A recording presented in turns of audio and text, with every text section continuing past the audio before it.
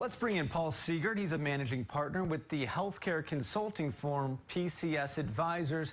And Paul, I want to ask you just right off the bat, a lot of Americans have seen now the rule and what we're hearing from the Biden administration and thinking, can the government really do this? From your vantage point, where are they in terms of legally and strategically? Is this something they can actually pull off?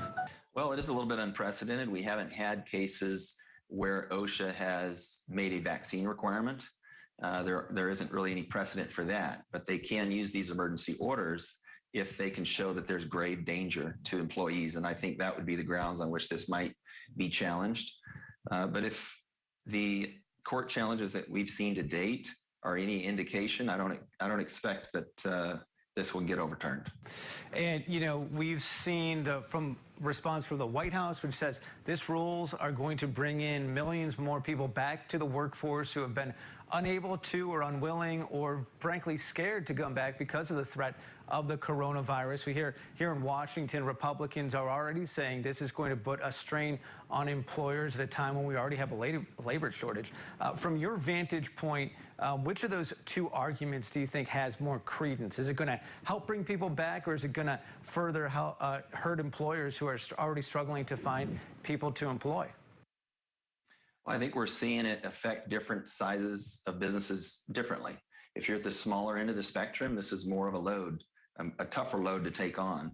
Some of those very large employers were already heading down this path without the presidential mandate. In fact, the larger employers that we talked to, about 85% before the presidential announcement, said they would have some sort of a mandate in by the end of the year. Smaller employers were not in as high a number saying that because of the management of a program and the cost associated with that, and then fear that they wouldn't be able to staff their facilities.